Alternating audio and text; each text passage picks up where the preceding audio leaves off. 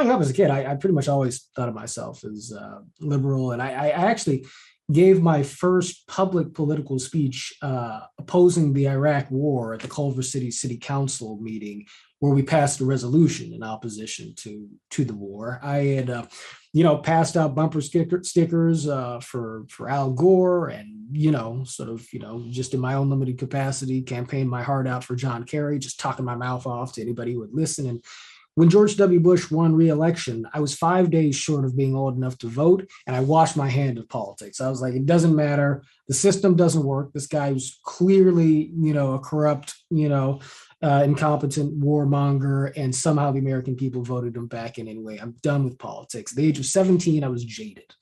And then Barack Obama came along, right? And reignited my fire for American democracy and for politics. Because what it leaves out is, I guess you could say, the legacy of creating a system that was built on dehumanization. Dehumanization is rampant in this country even today. And it's the result, like the results of building a society based on the idea that some people are disposable.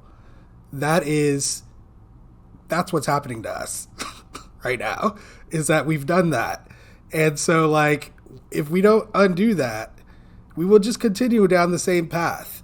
That's my perspective on it. I just want to give you that as like a framework. But I want to start with the point about human nature here, because I think that as raw material, Black people and white people are, just as capable or incapable, all things being equal, of seeing and understanding each other's lived experiences. The perspective I just gave on why white people don't get Black people is not a perspective that most Black people just naturally get. And why would they? Because most Black people haven't been in that kind of proximity to the deep kind of internal psychology of white people. We run into each other as we see how we affect each other, but that's different from trying to go deep into why this white person feels the way that they feel, right?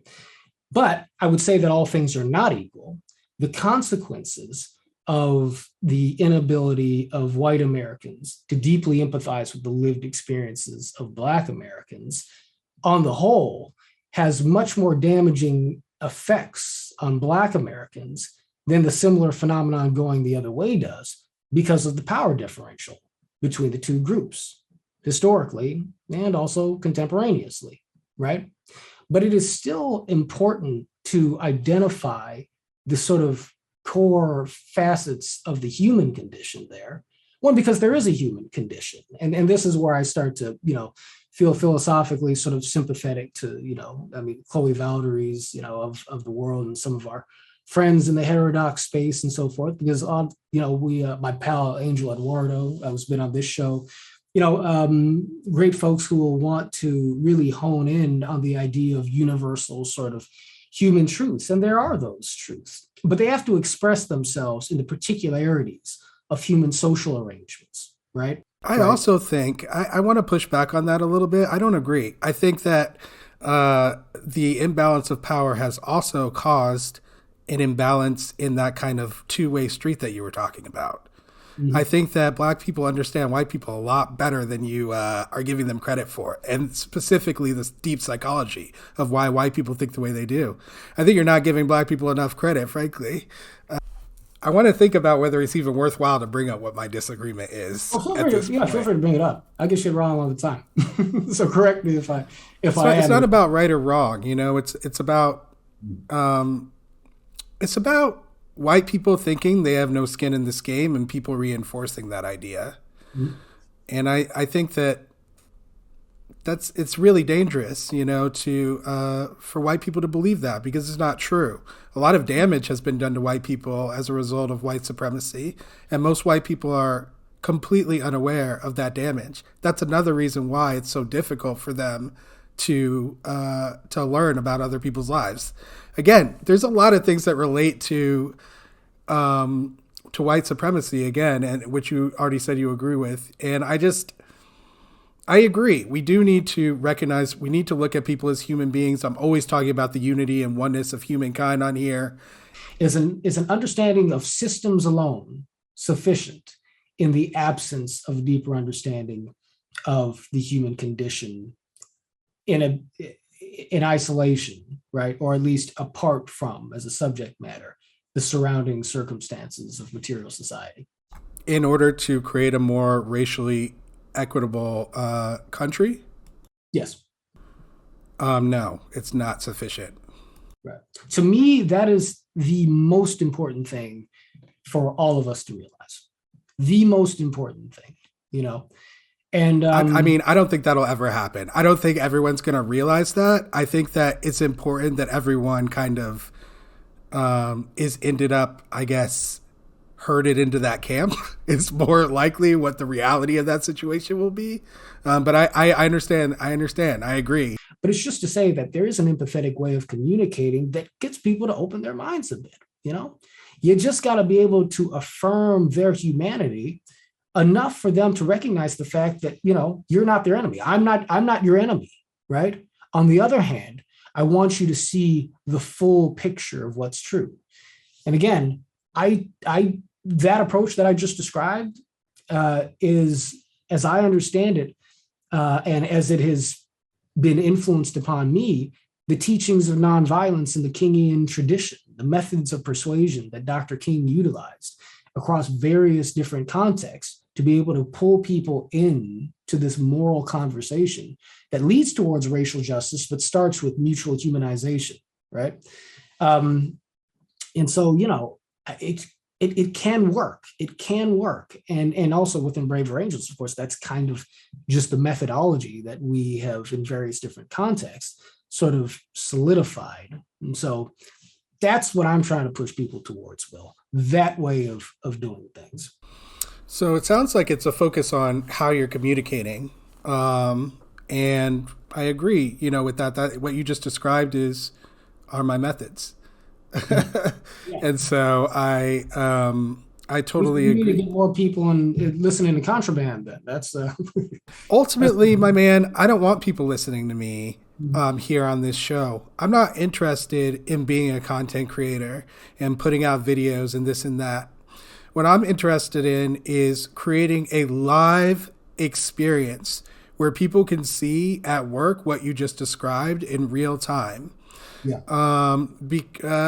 Because frankly, what you just described is hard. A lot of people can't do it. A lot of people don't have the capacity to do it.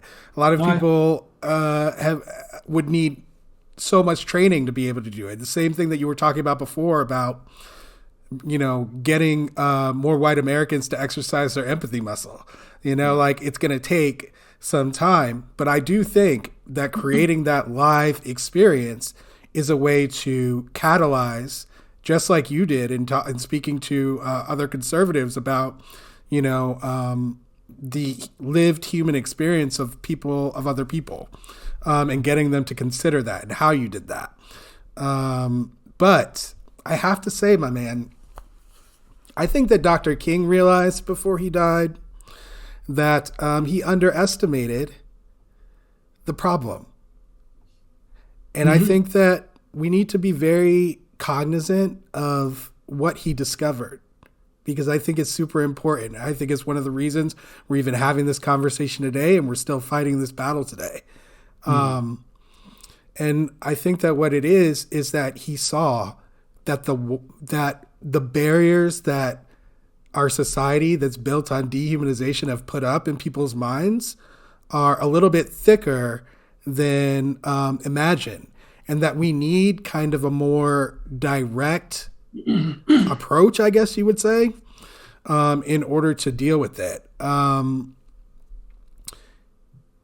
Our blood has been spilled, you know, through the years, and that brutality that we face, whether it's trying to vote, whether it's escaping to the north or to the south, as the case may be, whether it is being punished as a slave, whether it is in desperation trying to make ends meet in a community that is against you, despite being part of the same citizenry.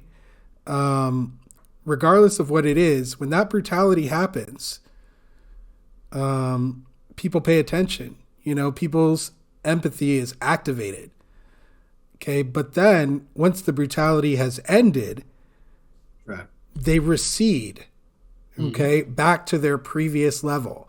And I feel like we have to do something about that mechanism that I think is, for someone like me and probably you, something that you've seen over and over and over again. And I think that that's something that we must deal with. Otherwise, we're going to continue ending up in the same place over and over and over.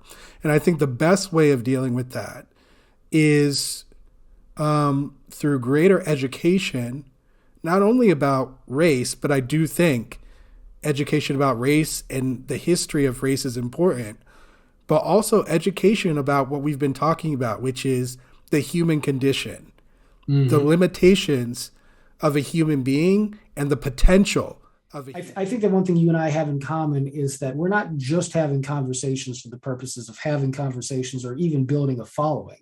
If we want to build a following, it's only and have conversations. It's for the purposes of ultimately building a reality on the ground, which will require us to always have to check our assumptions against reality. If I'm just checking my assumptions against somebody else's assumptions, then it can easily become a competition of egos. But if we're both committed to actually affecting real change in the world, then it can't just be a competition of egos. We all have to be humble before what reality ultimately presents us with. And I think we both have enough experience in actually facilitating these hard conversations to kind of know what does and doesn't work, even when we might wish it were otherwise, or even if we have biases that might want to take it in another direction. Let me just try to answer your question without stabbing myself in the back. Okay. I didn't mean to put you in a position of such self-incrimination, but it's not incrimination, my man. Like, there are enemies. okay. It's something that, I hope that we end up talking about at some point, because we can't, I feel like it gets lost in these conversations. We've talked about white supremacy, this and that. We've talked about, spirituality and the human condition. But one thing that we left out is all those people out there, some of them very powerful, who want to make sure that what you and I are trying to do doesn't work. And those people are out there and they're real and they have power. So sometimes we can get lost. I think Ivo Jackson, who came on here, black conservative black woman, she said that sometimes people can get caught up calling it the boogeyman, but I want to name the boogeyman because we can't pretend like there's nothing behind a lot of the forces that affect our lives in terms of, poisoning our racial environment. But anyway, how to answer your question? Man, can you ask it again? Sure. Can you name something that if left unchecked would distort your ability to reason with integrity? Let's put it like that. Something that pushes you into bias, something that pushes you, if left unchecked, pushes you into, potentially the sort of cognitive dissonance or inability to see reality that may, plague other folks more easily who do not have a system for checking their own assumptions. So it said, okay, so that's the key. If left unchecked. That's the key. Because I try to check that. I try to check, what I just described in myself, right? I have such a massive check system that I was like trying to like go through it and find any gaps. That's what I was doing. But really what you're asking is, let's say I didn't have that system. Then what would be my Achilles and some people are more susceptible to certain things than others. Some people are more susceptible to vanity. Some people are more susceptible to fear, just afraid of speaking certain things. Some people are more susceptible to contempt. I think I'm just a very unique person in this regard, which is why it's so hard for me to answer. Because something that has overridden a lot of that stuff that you were naming in my life has been curiosity. Yeah. I have like a well of curiosity that far exceeds Mm. most humans, I think, and I don't. That's why even if I'm scared, I can go forward. Even if I, like one, and also I have a huge respect for knowledge and the truth. Mm. So like the combination of those things, it doesn't really allow me to operate outside of truth for very long. Um, so it makes me an incredible lie detector. Indeed, indeed. Well, curiosity is it is powerful. You're right. I mean, curiosity in sufficient doses, curiosity can overcome sort of the fuller spectrum of things that would otherwise lead us to ignorance. I appreciate you coming on, man. I really appreciate you giving me 2 hours of your time. I'm grateful, my man, and I feel like I understand you a lot more. I feel like we have quite a lot in common, probably more than is normal for me. So I appreciate that. I appreciate hearing your perspective. I'm so glad that we have so much common ground. We're like two circles on top of each other practically. And so it's really good to see that. I hope that you come back on the show so we can continue our conversation. And I also hope that, we get to work together in the future and more directly and definitely meet together in person for sure. Yeah, 100%, man. Well, I'm excited about being alive at this time. I feel like there's I great say the same thing, John.